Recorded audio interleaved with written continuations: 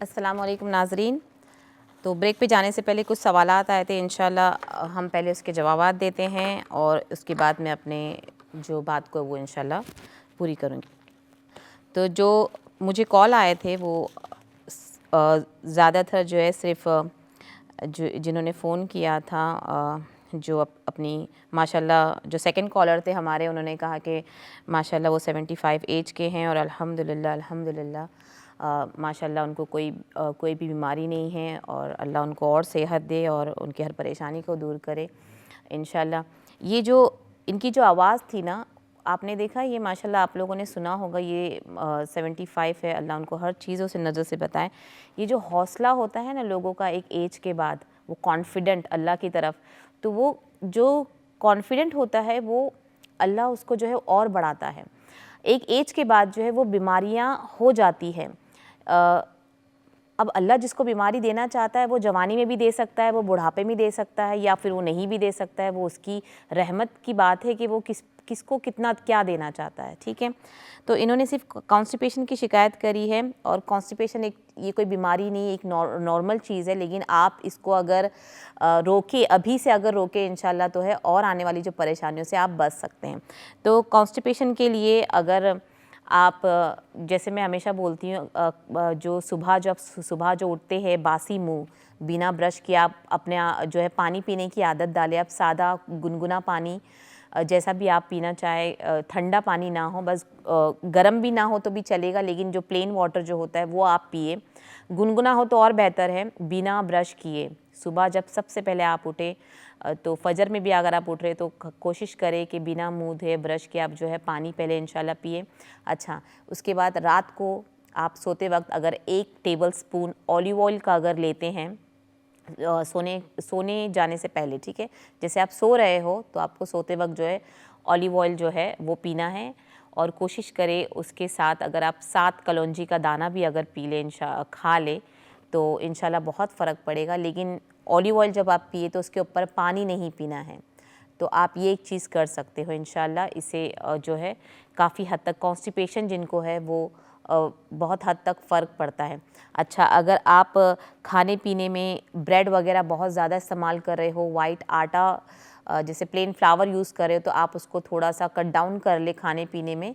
तो क्योंकि और रोटियां भी अगर बहुत ज़्यादा 3 टाइम अगर आप रोटियां खा रहे हो, तो मैं आप कोशिश करें कि वो 3 टाइम रोटी ना खा के 1 वक्त या 2 वक्त कर ले, और उसकी जगह थोड़ा सा राइस भी आप इस्तेमाल कर ले।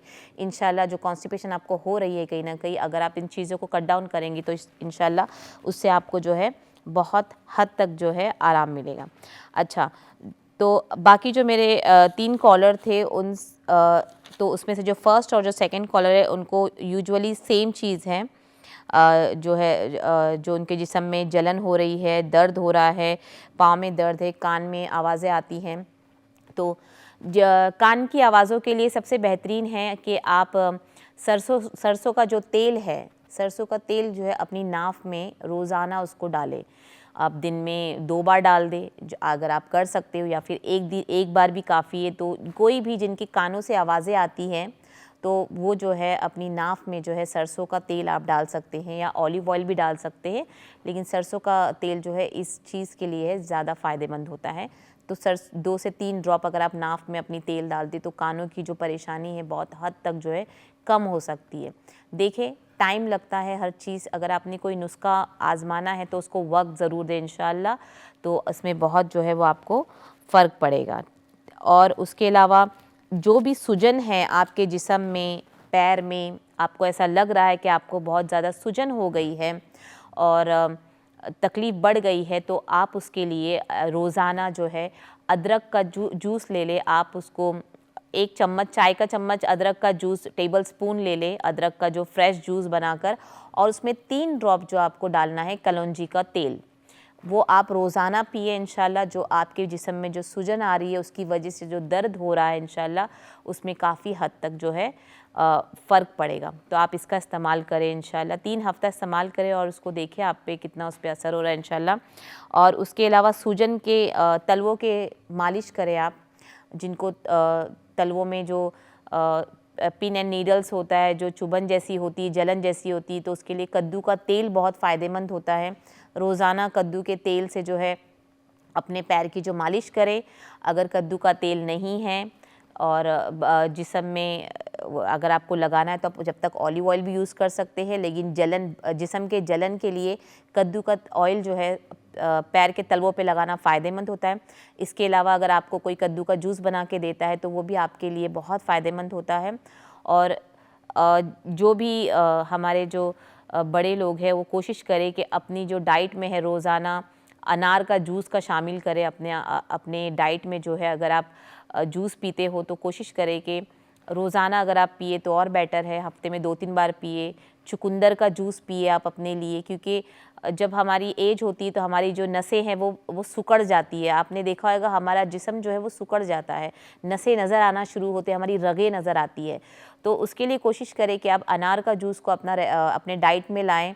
चुकंदर का जूस, बीटरूट्स का जूस अपने जो है डाइट में लाए, उसका सलाद बना के आप खा सकते हो।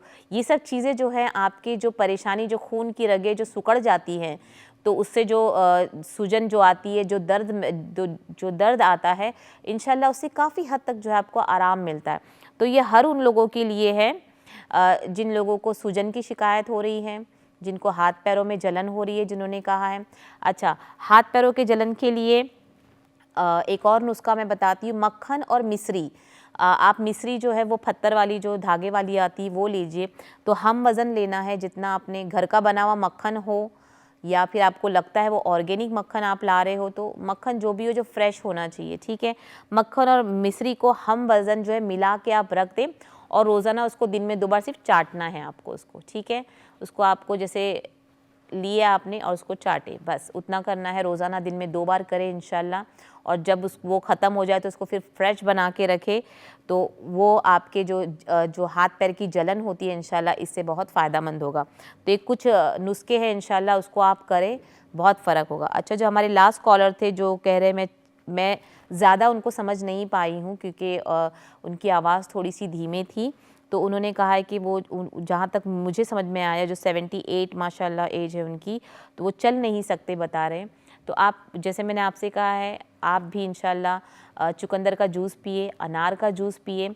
और रही बात आपके चलने की, तो जो ब्लैक सीड ऑयल है, ठीक है, ब्लैक सीड ऑयल अगर आप ले सकते हो तो आप मालिश करें अपने हाथ से, पैर से, हल्के हाथों से।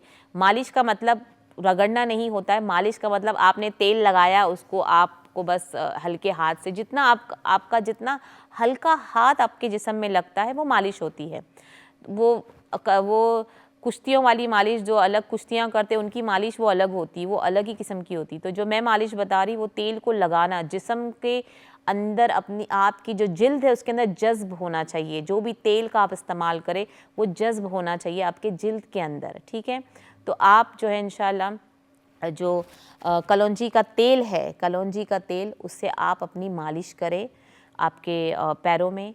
आपने कहा आप चल नहीं सकते हैं, कोशिश करें घर में कोई भी अफराद है उसको कहे कि आपकी जो बॉडी है, पूरे जो जिस्म में है, इंशाअल्लाह जो कलौंजी का तेल है उससे आप मालिश करें और अपने आप को जितना हो सके गर्म करें और कोशिश करें चलने की। आप बिल्कुल भी नहीं चल सकते हैं, लेकिन इंशाल्लाह कुछ वक्त तक आप तेल लगाए, 7-8 दिन तक इंशाल्लाह, और कोशिश करें थोड़ा उठ के खड़े होने की, चलने की। देखिए, एक एज के बाद जब आप 70 के 70 मैं 60 यहाँ पे इस मुल्क में मैं 60-65 को गिनती ही नहीं हूँ। मतलब माशाल्लाह मैंने ऐसे ऐसे लोगों को से देखा है, आप पार्क निकल जाए तो आपको माशाल्लाह ऐसे ऐसे लोग नज़र आएंगे 60-65 की, माशाल्लाह वो चल रहे, भाग रहे। अल्लाह उनको और सेहत दे, हर नज़र से बचाए, तो एक खुशी होती।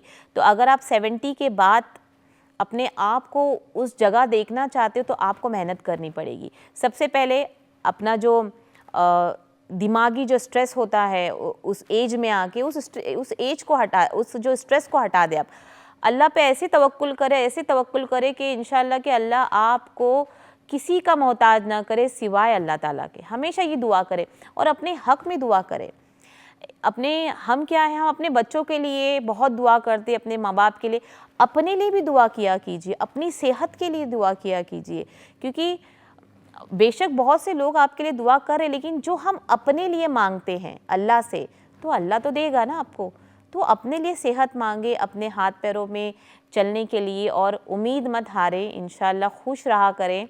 एक एज के बाद है, अकेलापन लगता, अकेला, मैंने कैसे कहा कि अगर आपको बात करने के लिए कोई नहीं है तो अल्लाह तो है आपके साथ हमेशा रहने वाला। जितना बोलते ना कल्ब के करीब होता है वो, हमारे दिल के एकदम जैसे आप महसूस कर सकते, इतना करीब है वो हमारे। तो उससे दुआ करें।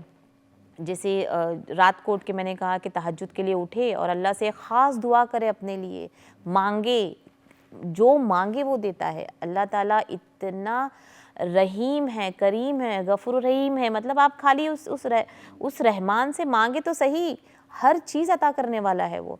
अपनी बीमारियों का जिक्र करे उससे, अपनी तकलीफ़ों का जिक्र करे उससे, आपको जो दुनियावी चीज़ चाहिए उसका जिक्र करे, अपने लिए भी मांगे। लोग अक्सर अपने लिए नहीं मांगते हैं, अपने अहल अहवाल के लिए लोग मांगते हैं, अपने रिश्तेदारों के लिए मांगते हैं, अपने वालिदैन के लिए मांगते, अपने बीवी बच्चों के लिए, शौहर के लिए मांगते। अपने लिए भी मांगा करे, अपनी सेहत के लिए सेहत मांगा करे। और जब हमें कोई बीमारी हो गई है तो अल्लाह उसको बर्दाश्त करने और सब्र की उसकी दुआ मांगा करे। इंशाल्लाह एक कॉल लेते हैं। अस्सलाम वालेकुम। वालेकुम। जी बोले। ओ मैं मिस कर गया हूँ, मेरा उन्होंने जवाब दिया है मेरी कार का, लेकिन मैं मिस कर गया हूँ। अच्छा, तो क्या दोबारा दे सकते हैं वो जवाब? दवा और जवाब दे सकते हैं वो? जवाब, जी हाँ, मेरी कंस्टिपेशन की कॉल थी। हाँ मैंने जवाब दिया आपका। चले मैं और एक बार रिपीट कर देती हूँ, ठीक है? Thank you. मैंने आपको जवाब दे दिया है, ठीक है, ओके। चले मैं वापस बात, कॉन्स्टिपेशन के लिए मैंने आपसे कहा है कि सोने से पहले ऑलिव ऑयल आपको पीना है, 1 चमचा चाय का, 1 चमचा या 1 टेबल स्पून ऑलिव ऑयल।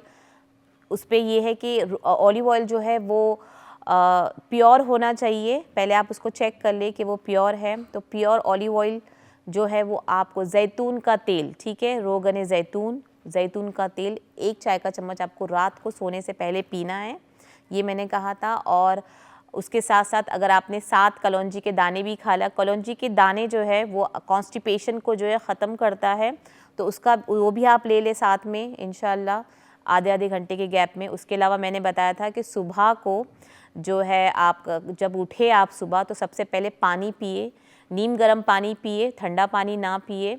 ज़रूरी नहीं आप बॉईल करें या फिर गर्म करें, सादा नल का पानी भी आप एक गिलास इंशाल्लाह पिए, आपकी कॉन्स्टिपेशन में काफ़ी फ़र्क पड़ेगा। और मैंने ये भी बताया है कि आप अगर आपने ब्रेड वगैरह खाया है, तो ब्रेड वगैरह ज़्यादा आपने खुराक में ली है तो ब्रेड कट डाउन करें। रोटियां आप 3 टाइम खा रहे हो तो उसको 2 टाइम कर दें, क्योंकि कभी कभी एक एज के बाद जो है रोटियां जो है व्हीट फ्लावर जो है, वाइट फ्लावर है, हमको कॉन्स्टिपेट करती है। तो कोशिश करें वो चीज़ को आप कट डाउन कर ले, ठीक है इंशाल्लाह। इससे आपको बहुत हद तक फ़र्क पड़ेगा। तो ये आप करें इंशाल्लाह, फिर हमें ज़रूर बताएं, ठीक है। तो ये था, तो ये जो मेरा लास्ट सवाल का जवाब था वो मैंने बता दिया आपको इंशाल्लाह। कलौंजी का जो तेल आपको मालिश करना है उसका। अच्छा, इसके अलावा मैं आपको एक पानी बता रही हूँ जो आपको बॉईल करके पीना है। आपने 2 गिलास पानी लेना है, उसमें आपको 2 तेज़ पत्ता डाले, जो बड़ा वाला तेज़ पत्ता होता है ना, जो तीखा होता है, जो उस ज़माने जो अभी छोटे छोटे आते, पर मुझे वो जो बड़े वाले जो होते हैं वो तेज़ पत्ता वो डाले 2 या 3। और 1 टेबलस्पून उसमें अजवाइन डाले, 1 या 2 चाय के चम्मच अजवाइन डाले और उसको बॉईल करें। 2 कप को आपको बॉईल करना है जब तक वो 1 कप ना हो जाए। और उसके बाद उसको जो है रोज़ाना पिए, क्योंकि अभी ठंडी है तो इंशाल्लाह उतनी गर्म नहीं होगी, तो उसको आप पिए। उसके अंदर शहद आप डाल सकते हो, और काला गुड़ जो होता है, जो हम बोलते हैं गुड़, उसका इस्तेमाल आप कर सकते हैं। तो इंशाल्लाह इससे जो है, जो बॉडी में जो स्टिफनेस होती है हमारे और हमको चलने फिरने जो तकलीफ़ देती है, इंशाल्लाह इस नुस्खे के बाद इंशाल्लाह आपको काफ़ी हद तक जो है वो आराम मिलेगा, ठीक है। इंशाल्लाह एक कॉल लेते हैं। अस्सलाम वालेकुम। वालेकुम सलाम। मैंने आपसे पहले भी बात की थी। जी जी। मैंने आपको ये बताया था कि मेरे जिस्म में सूजन नहीं है, मेरे अच्छा, जिस्म में जलन है, जलन। जी जी, उसी के लिए मैंने मक्खन और मिश्री का आपको बताया है। पूरे जिस्म में बर्निंग होती है, ऐसे पता चलता है कोई जिस्म में पिंच कर रहा है मेरे पूरे जिस्म को। अच्छा, जी ठीक है। ये इसके लिए इसकी बहुत तकलीफ है, ये इसके लिए प्लीज मुझे कुछ बता दें। जी जी जी जी, ओके, अच्छा जी, ठीक है, अस्सलाम वालेकुम। वालेकुम सलाम। चलिए, बॉडी की जो जलन आप जो बता रहे थे, पूरे बदन में जो जलन होती है, उसी के लिए मैंने मक्खन और मिश्री की जो है रेमेडी जो मैंने आपको बताई थी, जो मैंने आपको नुस्खा बताया था, मक्खन और मिश्री को हम वज़न लेके चाटना है आपको रोज़ाना, उसको सिर्फ टेस्ट करना है, या फिर आप आधा टीस्पून उसको ले ले, आधा टीस्पून है ना, वो ले ले आप। तो मक्खन और मिश्री को हम वज़न मिला के मिक्स करना है और उसको आपको लेना है। और उसके अलावा मैंने कहा है, जिनको भी बॉडी में जलन होती है, पूरे बॉडी में जो जलन होती है, उनके लिए चुकंदर का जूस और अनार का जूस बहुत बेहतरीन है, इंशाल्लाह वो रोज़ ले। और उसके अलावा कद्दू के तेल से अगर आप मालिश करते हैं तो इंशाल्लाह आपकी जो बॉडी की जलन है, तलवे की जलन है, जो भी चीज़ें वो तलवे से शुरू होती है, आप कोशिश करें कि तलवे को जो है रोज़ाना कद्दू के तेल से जो है आप उसकी मालिश करें, तो इंशाल्लाह ये जो जलन है ये है। अच्छा, ये जो नुस्खे हैं, ये जो प्रोग्राम है हमारा, वो हम यूट्यूब वगैरह में भी डालते हैं और मेरे ख्याल से नेक्स्ट जो है रिपीट टेलीकास्ट होता है। तो जितने भी सवाल के जवाब थे अल्हम्दुलिल्लाह मैंने वो बताए हैं और मैंने काफ़ी रिपीट करे हैं। अगर किसी से कुछ मिस हो जाता है तो आप उसको जो है नेक्स्ट डे भी आप उसको हमारा प्रोग्राम जो है जो हमारा रिपीटेड प्रोग्राम आता है वो देख सकते हैं, या फिर यूट्यूब में जो है इकरा जो चैनल है उसके ऊपर हमारे जो भी इकरा टीवी के प्रोग्राम्स है वो सब डाले जाते हैं, तो इंशाल्लाह आप उधर भी देख सकते हैं, ठीक है। तो ये चीज़ है। तो हम वापस आते हैं मेंटल हेल्थ पे।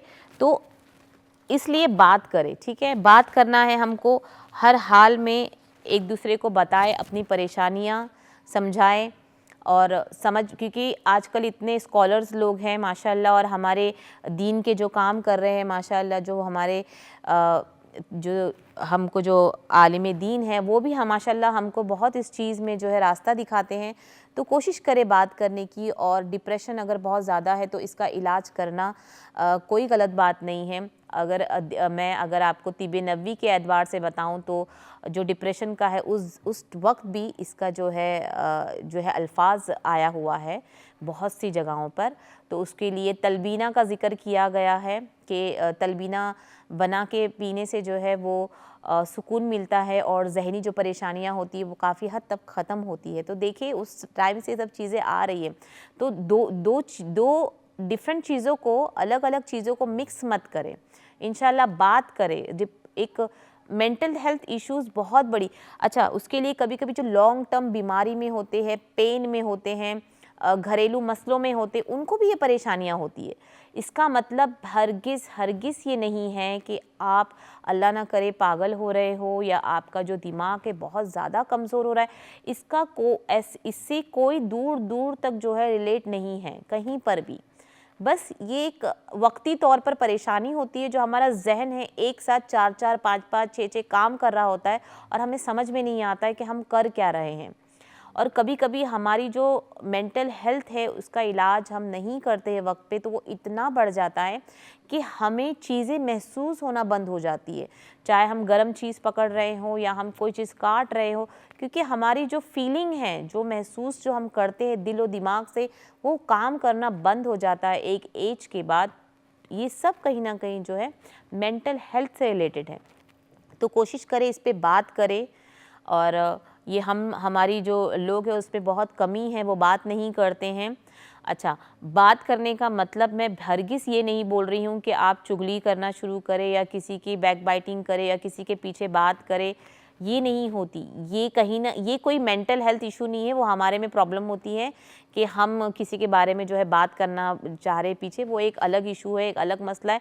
वो हमारे सुकून के लिए होता है, जो हम किसी के बारे में जिक्र करते हैं, वो चुगली होती है, बैक बाइटिंग होती है, जो अल्लाह ताला ने जिससे मना किया है, तो वो अलग मसला है। ये बात करने का मसला ये होता है कि हम अपने बारे में बात कर रहे हो, हम अपनी फीलिंग को जाहिर कर रहे हैं, हमारे एहसासात को किसी को बता रहे हैं।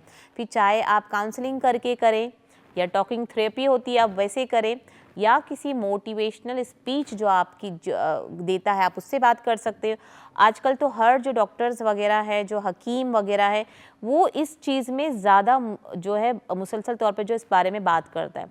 तो ये एक कम्युनिटी बन गई है, तो बात करें। मेरा आज मकसद यही था कि मैं अपने प्रोग्राम में, ये भी सेहत से रिलेटेड ही है, लेकिन हम बहुत इग्नोर कर रहे हैं इन चीज़ों को। हमें समझ नहीं आता है और आगे चल के जो है हमको इसका जो है खामियाजा भुगतना पड़ता है। तो कोशिश करें, बात करें, बात करने से चीज़ें हल हो जाती है, ठीक है। अब ये एक चीज़ है, तो कोशिश करें बात करें, अपने तक नहीं रखे बातों। जिन बातों से तकलीफ़ हो रही है, गुस्सा आ रहा है, अगर आप किसी को बोलना चाह रहे हो तो बोल दे कि भाई तुम्हारी फला चीज़ों से हमें परेशानी है, आप ये आदतों को कम करें या तो हमारे सामने ये चीज़ें कम करें। जिस चीज़ से आपको सुकून मिलता है, वो जो चीज़ आप बोल सकते हो सामने बोले आप, ठीक है। तो इंशाल्लाह इससे आपकी जो मेंटल हेल्थ है, उस जो डिप्रेशन है, जो एंजाइटी है, अच्छा एंजाइटी अटैक जो आते हैं वो यही रीज़न होता है क्योंकि आपके दिमागों में इतनी चीज़ें चल रही होती है हमारे कि हम गुस्सा जहाँ निकालना चाहते हैं हम वो गुस्सा नहीं निकाल पाते हैं।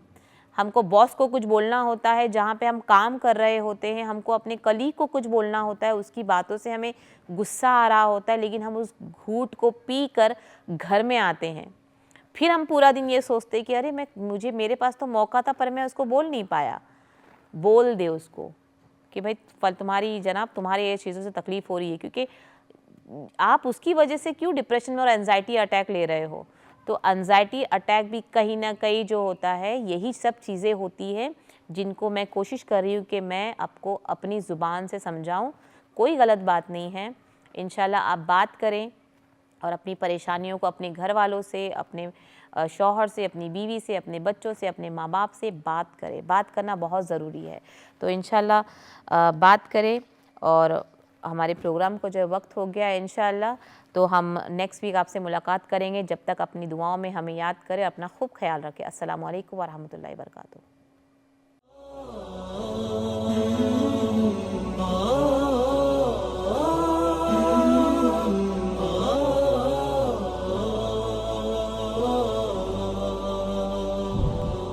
oh